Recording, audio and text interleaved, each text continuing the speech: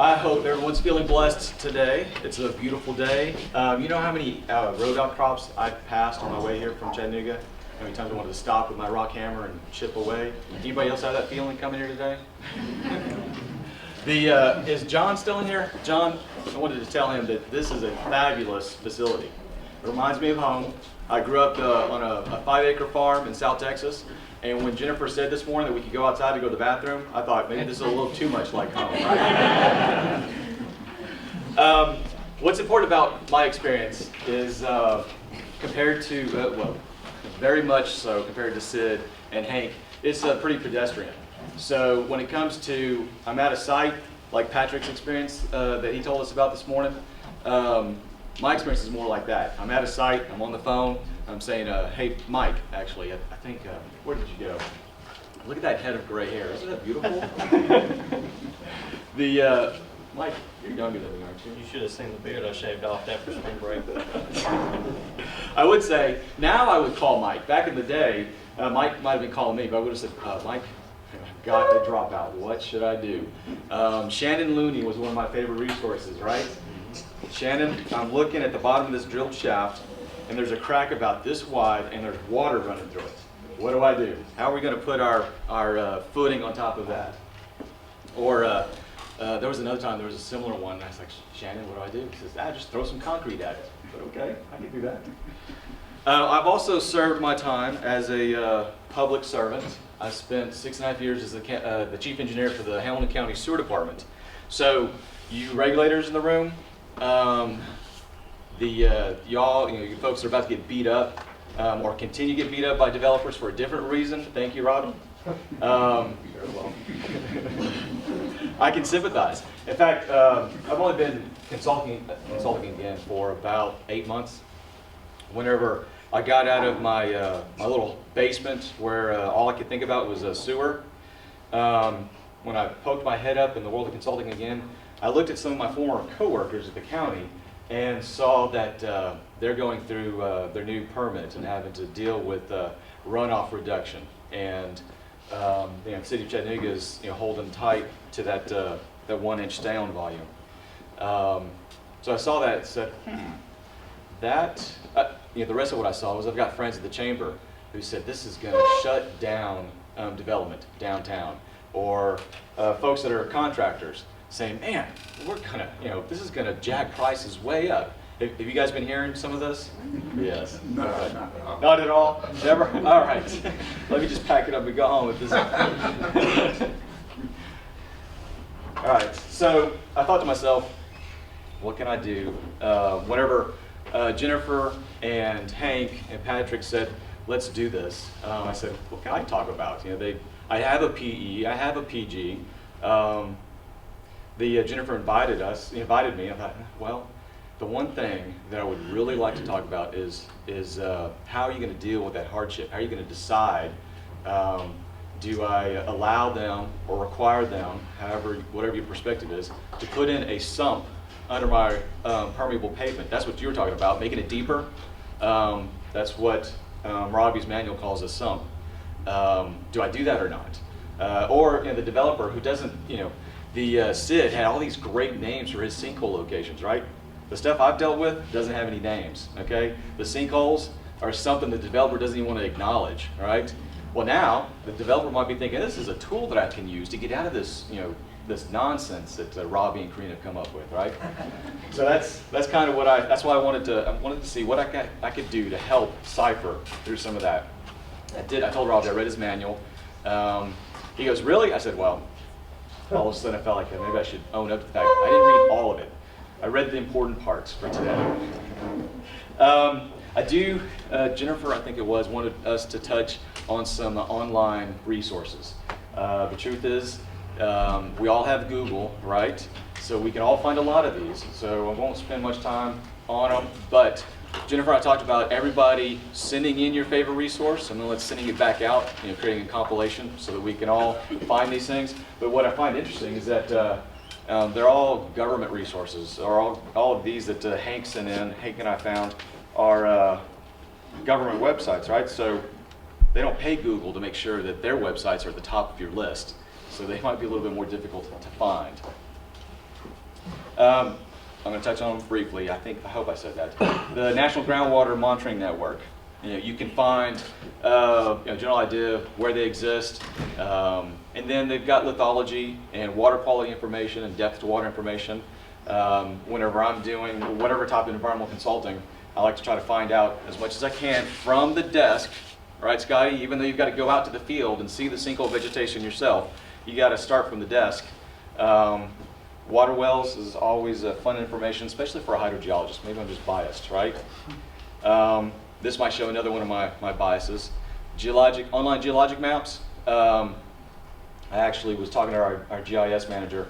I said, hey, Jim, I need a map of the Morristown area. And his response is, well, what do I build that to? Oh, I'm back in the consulting world. He sent me this database, link. I used to have to go to the map store. The one that the Mennonites ran, they went out of business. Thank you to the World Wide Web, no wonder. I think we've seen this map in just about every presentation, but you can actually go to the USGS website and find that map and all sorts of links to the different types of karst. The Edwards Aquifer, which is one of my favorites. That's where I would go on vacation. Go away from the beach because that's where everybody else went, right? And then, of course, you can find out more about Tennessee karst.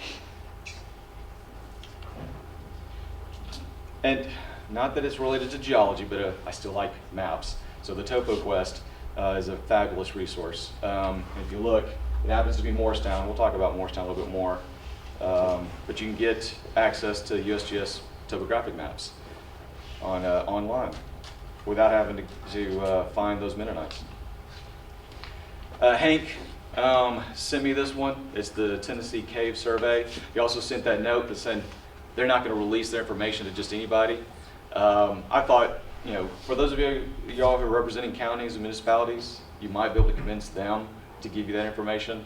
But I would say, not everybody does this, but in the sewer department I worked for, we wouldn't release our mapping because of Homeland Security. Up until a year or so ago, City of Chattanooga thought there was nothing wrong with that. Let's send the information out there. Contractors are constantly calling and asking, where is that information? So now you can't get access to it. I would treat this the same way. It may not be Homeland Security, but it is related to security. I visited the Hickson Utility Spring Cave wellhead site a month or so ago, and their cave entrance is walled up because I don't know how many years ago they found Boy Scouts in there swimming. And I thought, yeah, thank you. I'm glad you walled that up. Keep those Boy Scouts out of my drinking water. All right, plan reviewers. Back to your mayor says these are our new rules and we've taken everything into consideration. It'll all be fine. You guys are in the middle now with the developer coming to you and saying, my site's got karst on it. Is that good or bad? And you're left in the middle trying to find that balance, right? I'll just go, I'm not going to read to you. Again, you've seen that map, right? And I think, based on this morning, we're all prepared. If we live in one of those blue areas, we're prepared for this to happen any moment, right? Did y'all see that video of the folks, it was Korea, wasn't it, South Korea? At a subway or a bus stop, just walking across that nice tiled floor and the ground opened up beneath them. I don't know. We're still talking about basically that desktop review. Robbie's manual calls it a preliminary site investigation. Google is, of course, everyone's friend. Google Maps. So Jim and I are having this conversation about the geologic quad or the USGS topo for Morristown.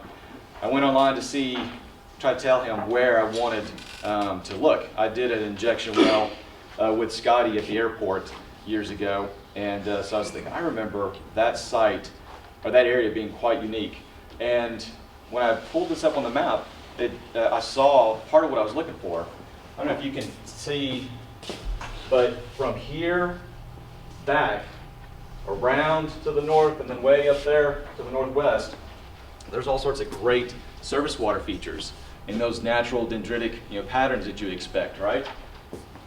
Right here in the middle, there's hardly anything. the groundwater, or I'm sorry, the surface water went away. I was thinking, of course, that, well, maybe there's some sort of electromagnetic field that keeps the rain away from there, right? Good, you guys are still awake. So actually, if you look a little closer, you'll see that some more unique features. Here's a couple of ponds with streams running away from them, running into another pond and disappearing. Yeah, so that's a sinking or disappearing stream. I think that's a little bit better, a little closer view of the same thing, that part of Morristown. I thought this was pretty fierce. You see the geologic units right there? You see that topography right there? Who was it? Was it Harry that touched on that? This is actually from Bulletin 58, I think, and down there in the bottom is cross section number 4, so you can see fault lines and geologic units, and they've got legends, so you can see if we're happy to be. If you could read that, you would see that we're in the Knox group, which we've talked about quite a few times today. It's known for what? Anyone? Yeah. Okay. Thank you. This is most of you, I would think most municipalities are going to have their own GIS, right? Harry was talking about the LiDAR quite a bit and how he was relying on 20-foot contours. Hamilton County's GIS has 2-foot contours, so that's pretty handy, right? That up there, you can see the disappearing stream running to the north, running to the bottom of that cliff. I worked on this site because the developer wanted to develop this piece of property right here at the end of that Peck and Paul Road. And so we're out there looking at moving the streams for them and filling those wetlands, right? But I think that's what killed them. Scotty said you got to treat that like an underground injection permit. It's not on your property, but you still have to protect what goes in there. I think the property dispute is what ended up killing that development. Those of you who are plan reviewers, you guys love developers, right? We actually have a couple of good developers in Chattanooga. There's this one engineer, though, that kills me. He's the smartest person in any room that he walks into. And if he can intimidate you, or if he can't intimidate you, he'll bully you in some way. So again, that's a little why this was near and dear to my heart. I left that world just because of him. No, I'm kidding. All right, real quick, we've seen hatched contours, right? There, some lip service, perhaps. Actually, was it Harry? He did a really good job of covering that. Here's some photos of. This is not that cliff. It's a photo I stole from Patrick, but it shows the same thing, that disappearing stream. Here's another disappearing act. You see that closed depression right there? You had a defined channel in the foreground, but at some point that sinkhole opened up, and now we're not defining that channel that way anymore. Now we're defining it the other way. Isn't geology fascinating? I don't know that anybody has pointed this out. I did notice it in Harry's map where he says, here's the 20-foot contours. See the sinkholes? And then he went to the 2-foot contours, and all of a sudden, it increased by 4 times. There were several that before we saw this sinkhole and that sinkhole. All of a sudden, the little ones showed up in between along a linear formation. I thought that was pretty fascinating. The idea that they don't always, but there are times whenever you can see sinkholes and create a little line along the joint in the subsurface that allowed that acidic water to start flowing into it, start dissolving it. Okay, so if you read Appendix B, you'll find out that geologic assessments are iterative. And that they fall into 3 categories. The preliminary, which I've pretty much been talking about. You at your desktop as the reviewer, the plans reviewer, someone's going to come into your office and say, this site is horrible. We need to put in a what do they call them? The aqua swirl is the one I'm familiar with. The manufactured products. that again, Robbie made oh so more popular. Before, I think they were discouraged, right? Now you've turned them into probably something that some developers would rather deal with than these water garden features. After you do your desktop review, you want to go to your site and actually do some site-specific assessment. I told Robbie earlier that the idea that he said, "What did I think of his document?" I said, "It's fabulous," but much to Mike's chagrin, most developers aren't going to want to do all the stuff that the guidance manual says that you ought to do, which is going to be another balancing act for you planner reviewers. How do you say, "I'm not convinced, you haven't given me enough information, go out and get some more," which is part of the what makes a geologic assessment iterative. It's finding that balance. Here's a little bit more about preliminary. I left off aerial photography, but it's very useful. And I did touch on GIS. The proximity to caves is something that we talked about. Your site investigation, when someone, for many different reasons, a civil engineer or a developer is going to ask for someone to go out and drill his site for where he's going to put in his roads or his buildings. And depending on the type of work, if you're working for TDOT, your bridges and your dams as well. I thought it was interesting that the detailed site investigation said to include your stormwater conveyance. It kind of says, the quick read I made it seem like you do the detailed site investigation if you find karst features. I'll tell you that rock in geology is very difficult regardless of whether it's karst or not. I would probably always drill in my detention basin. And we'll have some photos that'll help demonstrate why. But your detailed investigation, even some of your site investigation is going to encounter the subsurface voids and the cavities and the fractures. If you can get your developer to provide something that's called a karst feature plan, you should. Again, I agree with Robbie. My comment was it's going to be hard to get that done, but he set the bar high, so I agree with that. For those of you who have not been fortunate enough to go to school and go to road cuts with your rock hammer, you may not have had the further luck of digging a test pit or drilling using split spoons. If that's what those are, test pit is only going to work if you're doing shallow investigations. But you can see your geology pretty well. You see the maroonish clay, the red silty clay, and then the weathered rock, and you don't have to guess where your groundwater is in that one, right? In this one, your split spoon is what is that, 2 1/4 inch, Mike? 2-inch ID, 2.5 OD. Yeah, it's not much bigger than a king size Sharpie. So you've got a 10-acre site, and you've got 30 of these. It's going to be hard to tell what's going on at your site. Those pencil size holes that Sid was talking about, it's going to be easy to miss those, right? So you're doing your split spoons or you're doing your test bits.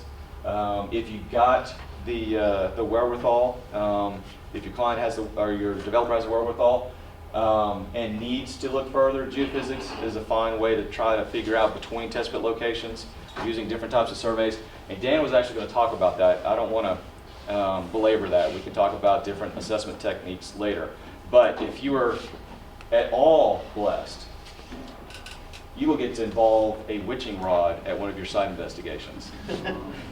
Mike, have you ever done that? No, that's a geologist thing. Well, No, I'm not. You've done it? Oh yeah. I actually have. I'm just pulling. Okay, all right. I've Witching sticks though. It's not. What do you have in?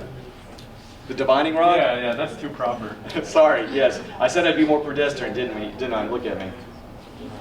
All right, so the assessment that you should get a copy of as the plan reviewer is going to have boring logs in it and cross sections. And there's going to be things that you're going to want to look at and be aware of. because of that engineer that's going to come in and know so much more than you. In this one, this is a monitoring well, and it shows we drilled and sampled and set a monitoring well. So this boring shows the lithology, shows the well construction, shows that we used split spoons, shows that we used a photoionization detector, and how much recovery we got in each sample. This site was apparently dirty because it's got a PID reading of 4,000, 1,000. We pegged the PID, so I don't remember what site this was, but it was dirty. You have some more detail over here. It tells you a little bit more about the consistency of the soil moisture. I will say that what's going to be of particular interest, I can't remember who it was that said, but talked about the soil softening. Generally, if you go to a site using a hollow stem auger and you drive your split spoons, you're going to see that first couple of samples, within the first 10 feet, your blow counts are going to generally be around 5 to 10. Then they're going to increase from 10 to 20. As you get closer to rock, they'll go up to 30 and sometimes, refusal. What was that, 50 plus? Is that right, Mike? I appreciate having Mike here. It's been a while since I've done any geotechnical work. When you get into a karst environment, you can, instead of your blow counts steadily increasing, you can actually, towards the end, start to see them decrease. And Harry was showing the voids, right? If you can imagine drilling into one of those voids, all of a sudden your split spoon doesn't have any blow counts at all. It just drops into the hole because you've encountered a void. That type of thing can be seen on a boring log. That, for those of us who are interested in karst now, thanks again to Robbie and TDEC, that's the type of thing that you might be looking towards when you review a boring log. This one's a test pit, shows much the same thing. The list right here, I want to touch on that, the loss of air pressure. If you're using not hollow stem augers, but an air rotary rig to drill, and you're in rock, you've created your own item that happens to be deeper than it is wide, and it's if you're in solid rock and you're pumping that air using your air compressor down into that hole, it's coming back up because it's got no place to go. You come across a void, and all of a sudden the air pressure drops. You don't have your cuttings coming back out of the hole.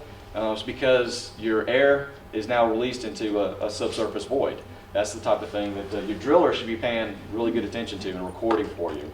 And a young punk geologist like me, hopefully he's paying attention and seeing the same thing if he happens to be on the site at the time.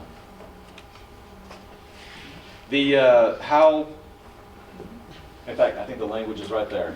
The design of the geotechnical investigation should reflect the size and complexity of the development project. I think that's a direct quote from the Permanent Stormwater Guidance Manual. So I chose this graphic to show, here's some test pits. We've got a 3-phase condominium development with a boulevard entrance, loop-de-loo and a cul-de-sac, and some ponds, and some cut areas at the front. So we did just like 13 test pits. I'm pretty sure that we told the developer in this case, we'll do a preliminary engineering report for you, and 13 test pits will be sufficient.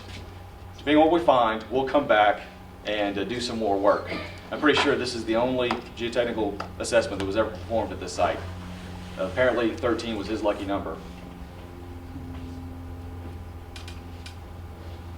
Here's an example of an air rig. I think I've covered all those items. So I just point out, again, the air rig and the rock core. I will say that if you ever get a chance to look into the rock core or you wonder what it looks like, there it is. Some of those fractures are going to be pre-existing, probably like those right there. They look weathered to me. That one could be a new fracture. When you're drilling, when you're coring, you can crack your rock, and so your geotechnical engineer or your geologist needs to be looking at those surfaces to see, are these new fractures or these old ones and weathered? Like I would guess those are right there. You see how the rock is rounded? You also use your rock hammer to bust it to fit into that box, so you make some of your own fractures. But you have to look at it and log it and figure out where those fractures came from and what do they mean.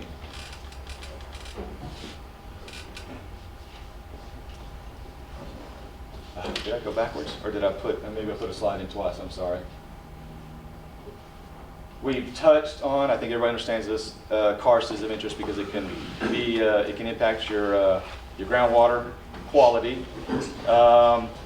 For those of us who are gung-ho about clean stormwater, they can also affect the effectiveness or impact the effectiveness of your treatment train. And finally, a part of, I told you about the boring logs. You should also get from your developer through his consulting engineer a cross section, and that is a simple cross section I grabbed off of the internet. Dan actually has one in his presentation that I wasn't going to belabor this, and I still won't. The Permanent Stormwater Management Guidance document does say, is it on here? No, it's on the next one. That you should locate any sinkholes that you find on your plat. I used to sign plats for Hamilton County, so this is again very near and dear to my heart. If I happen to know where a sinkhole was, or put yourself in this position, you're buying a piece of property, you don't know where the sinkholes are, but someone else found them previously, wouldn't you like to know where they are? Here's a good place to report them. All right, what we've all been waiting for. Stormwater control measures. I assumed that I would probably be the least knowledgeable person in the room regarding the permanent stormwater management guidance. Can I just call it the guidance document and everybody know what I'm talking about? So I figured that this would be the most helpful, not being able to read that. If you want to know what some of these are, we can talk about that during the panel discussion, but I grouped them into 4 categories. Those with a little infiltration, those with a lot of infiltration, those with no infiltration, and those that can be modified to eliminate infiltration. The sump, I forget, you asked the question about the permeable pavement, and can you make it, well, actually, you may not have said permeable pavement. When you said, can you make it deeper, your infiltration, the area that you excavate, permeable pavement is the one I thought of because it's one of the places where you would use the sump. And the idea is that you would basically, instead of putting in 6 to 8 or 12 inches of gravel that you're storing your stormwater in, you make it a couple feet deep, and you can store water on site for a longer period of time. Basically, in a karst environment, the recommendation is going to be to put a liner under it, which at that point you basically just made underground detention through your permeable pavement and your sump. But it is something that you can, I put it up here as one of the second category of a stormwater control measure that has a lot of infiltration. Because you've got water stored in there and it's going to infiltrate for a longer period of time if you've got 3 feet of gravel versus the 12 inches of gravel, right? Or the 6 inches of gravel. Before we, I'm going to intermix the discussion regarding brownfield considerations. Scotty touched on it. One of the first brownfield sites I worked on was for the Knox County. One of my co-workers or former co-workers had done a phase 1 and said that when TDOT put in 640, they took some old mine tailing ponds and put the mine tailings up on the hill out of the way, and then put, and I think this was 40. They put 40 through town. And so this property up top is now contaminated with metals and petroleum and whatnot. And so when the folks passed away, they left it in their will to the county. So that is fabulous, isn't it? So the county is saying we need a new public defender's campus, and we want to get it out of downtown. We want to remove the stigma, a whole bunch of different, great little things. David Cook comes to us and says, "This site is contaminated, right?" Yes, but that doesn't mean it can't be developed. Oh no. And he's saying everybody else in the county had dismissed the site, and we said, no, let's just look at it a little bit more, and we'll find that what we found out was the contamination was back here, where the architect had planned the building, and up front was a clean, couple of acres. We asked, can you rearrange your plan, put your building up here, and maybe your parking back here? The architect said, yeah, that was great, it's fabulous. So now it became a usable piece of property for the county, right? The best part, though, is that they didn't put a parking lot back there on the contaminated material. They put a soccer field back there on the contaminated material, which everyone knows that's near and dear to my heart, right? So if you're dealing with a brownfield site, it's basically going to come back to, do I want to infiltrate or not? And it's not a matter of whether it's going to contaminate the groundwater or introduce sediment into the groundwater because you've got a sinkhole. It's a matter of, do I want my contaminants to mobilize? So if you come across a brownfield site, you're going to ask yourself, what are my contaminants of concern? And more importantly, are they mobile? If infiltrating groundwater or stormwater at this site is going to cause the contaminants to spread, you don't want to do it. Can the contaminants be dug and hauled off? And if it is, that right there is where we did a source removal, right? TDEC may not be too fond of putting gravel back in this and directing your stormwater to that, right? We actually, it's not, yeah, it is that one. This was, what you can't see is this sidewalk is just adjacent to that trench. And so I could remove all of the contamination from this site without undermining the road and the sidewalk and introducing some risk to the public. So we actually left some contamination at this site. Patrick, do you remember the butcher block in downtown Chattanooga? That's it. This is during the national championship. I was drilling this site the first time for Hennon, and sleeping at the Chattanooga Choo Choo. We got done early, and I got home, and in the basement of my little house, my first little house in Knoxville, I'm passed out on the futon because Helen had worked me so hard. And Teresa is shaking me, saying, "Oh, we won, we won." Anybody know what the '98 championship is I'm referring to? Oh. You must not be volunteer fans. Anchor up. Anchor down. So both of these are the what used to be known as the butcher blocks, now the new EPB building. Both of these are photos of a garden that's at the food bank in Chattanooga that's on top of a brownfield site. And that right there is the Renaissance Park with the constructed wetland stormwater treatment facility on top of a liner. In this case, we had, I don't know, the enamel frit that was underneath that pond wasn't all that mobile. The liner was put in more because of the public perception, which is what brownfield sites are all about, right? All right, so ask yourself, my infiltrate a lot, infiltrate a little, infiltrate not at all, what kind of features, can I modify it, put a liner under it? It doesn't really become green infrastructure exactly the way we intended it, but you can still make it green, right? Look at all that vegetation. All right, here is some fancy, fancy artwork. Hold your applause. This is actually a photo of a road cut. I should have put my rock hammer in there, right? But it would have messed up the illusion that this is some huge, the next mammoth cave, right?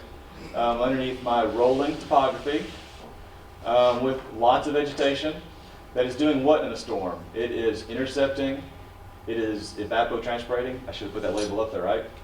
And I've got some limited runoff, right? And I've got what I would call the baseline infiltration. Patrick called that the Lewis and Clark era infiltration, right? Then what did we do with it? We armored the heck out of it, right? We've got rooftops, we've got parking lots and sidewalks and roads.